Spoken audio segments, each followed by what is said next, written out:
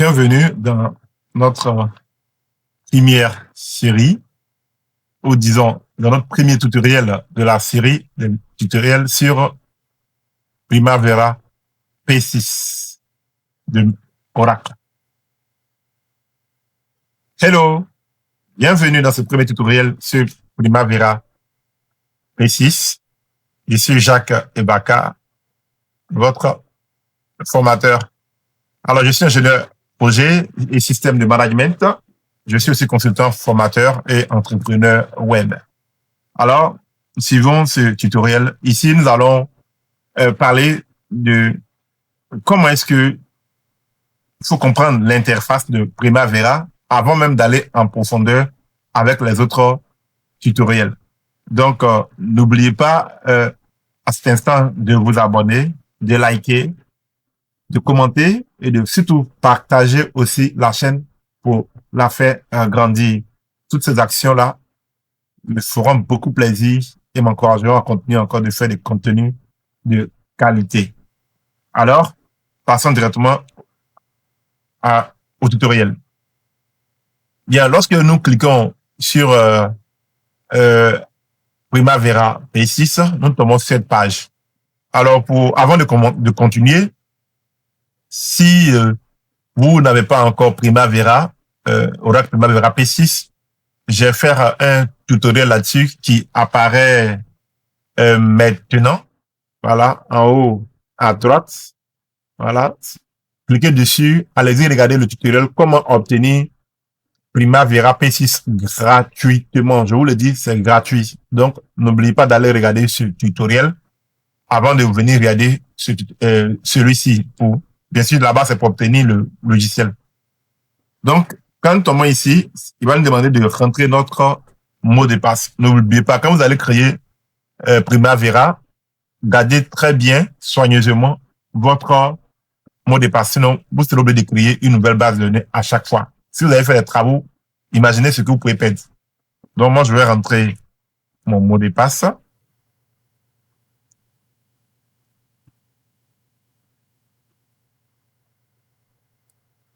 Ensuite, je vais me connecter.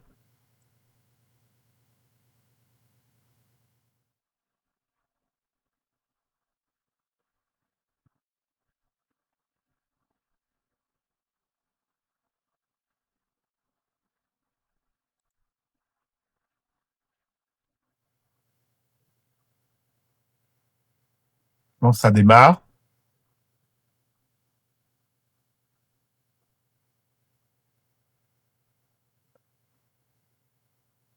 Donc, ici, sur cette chaîne, nous parlons de logiciel Microsoft Project, de Primavera. Nous parlons aussi de productivité, nous parlons d'entrepreneuriat, le tout à l'aide de l'IA.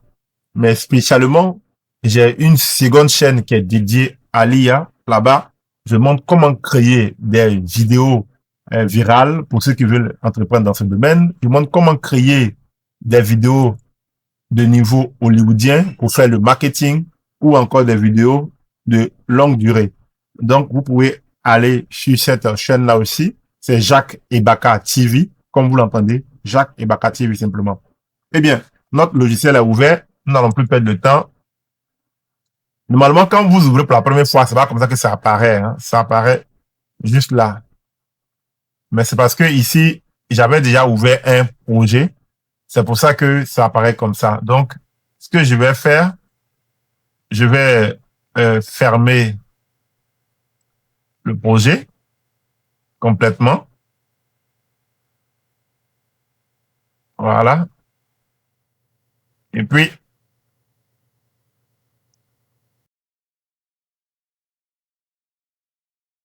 alors je disais que cette chaîne, ça prend un peu plus de temps. Ok, d'accord.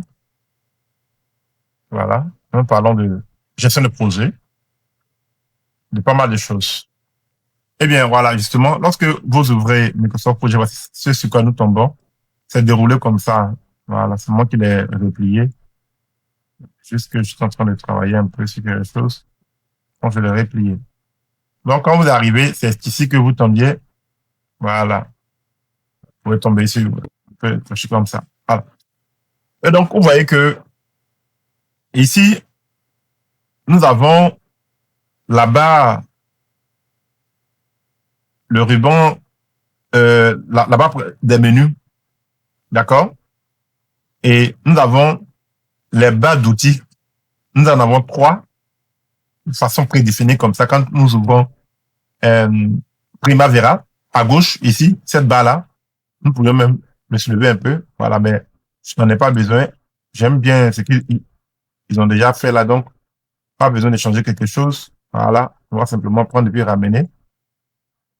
Il est en train de me jouer un petit tour là. Ok, voilà. Bon, apparemment, c'est comme si j'avais poussé un peu trop bas. Voilà. Il me joue de tout. Ok. Vous voyez un peu la complexité de vouloir toucher forcément les. C'est pas un problème, hein. Ça ne, voilà. C'est pas un problème. Donc, faut pas forcément avoir l'habitude de jouer avec, parce qu'après, il faut redisposer. Bon, ça prend tout. C'est pareil aussi. D'accord? C'est pareil ici aussi. Donc, il y a cette barre principale aussi d'outils. Mais vous voyez qu'il y a beaucoup de tâches beaucoup de fonctions qui sont grisées. Simplement parce que, en fait, dans Primavera, lorsque vous n'avez pas encore sélectionné un projet, il y a des fonctionnalités qui sont grisées simplement. Donc, ce que nous allons faire, nous allons essentiellement, vous voyez que même l'onglet projet est grisé, c'est dit que nous n'avons pas encore choisi de projet. Mais pour comprendre, ici c'est la partie table, là où je suis en train de montrer le curseur, c'est la partie table. Après ici, c'est la partie d'affichage du diagramme de Gantt. Alors, ça pourrait aussi afficher le réseau perte aussi. Et nous avons la partie, l'onglet général, qui, lorsque nous sélectionnons une tâche, un projet, un nœud d'entreprise, un OBS, un WBS, il nous donne toutes les informations possibles là-dessus. Et tu vois, ici, il y a d'autres onglets qui permettent d'avoir d'autres informations. Mais tant que nous n'avons pas choisi un projet, nous ne voyons pas vraiment la portée, la puissance de ces onglets. Donc, ce que nous allons faire, je suis dans Enterprise, je vais choisir un projet comme ça. Voilà. Ou bien, je prends quoi? Oui, énergie, construction, oui. Je vais prendre celui-là. Je vais faire clic droit pour l'ouvrir. Open Projects. Je vais l'ouvrir véritablement parce que lorsqu'il n'est pas ouvert, il n'est pas encore actif. C'est quand le projet sera ouvert qu'il sera actif et ça va permettre d'activer d'autres fonctionnalités. D'accord? Voilà. Vous voyez que parce que le projet maintenant, il est actif, il y a des activités de projet qui apparaissent aussi. Si vous voyez la différence entre ce que j'avais dit de l'onglet général, de la table, et puis le projet lui-même aussi. Vous voyez là?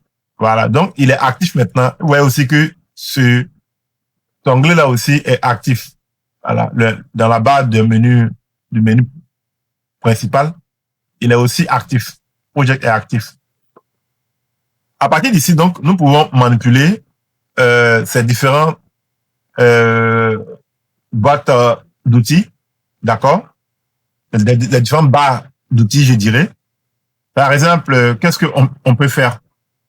Et puis, une des choses que moi je fais pour apprendre les logiciels très facilement quand j'utilise, quand je travaille, tout ça, il faut être assez intuitif.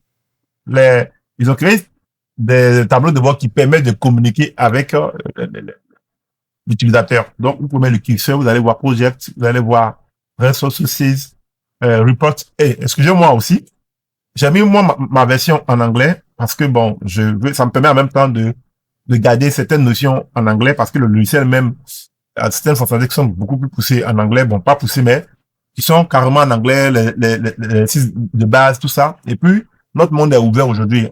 Parler l'anglais c'est aussi bon donc. Mais je vais vous montrer comment est-ce qu'on peut traduire, on peut ramener ça en français dans une prochaine vidéo. Mais ça ne gêne pas. Il suffit de mettre vos clichés sur ça et puis vous allez comprendre. Donc par exemple, lorsque supposons que nous voulons voir les ressources, nous cliquons dessus, il va nous sortir la table des ressources. Voilà, la table des ressources. Si nous voulons voir, par exemple, les, les rapports, voilà, c'est ici que si nous créons un rapport, ça va venir. Nous pouvons aussi consulter les anciens rapports. Nous pouvons ici aussi regarder un peu comme le suivi. Voilà, le suivi. C'est un peu comme le suivi. Ça nous permet de piloter notre projet. Nous pouvons afficher ici les activités que nous avons planifiées, le diagramme de Gantt. Et qu'est-ce que je dis? La structure WBS qui, oui, mais ça veut dire, ce sont les mêmes activités, mais un peu plus élargies. Voilà. Et puis, ainsi de suite, l'affectation des tâches, nous pouvons voir pas mal de choses. D'accord? Après, nous pouvons revenir, si nous souhaitons revenir à chose, à la table principale ici, si nous venons dans Project, ça nous ramène à la table principale. Il y a aussi l'onglet principal qui est ici où on peut imprimer, aperçu avant impression de certaines données. Voilà, d'accord. Aperçu avant impression.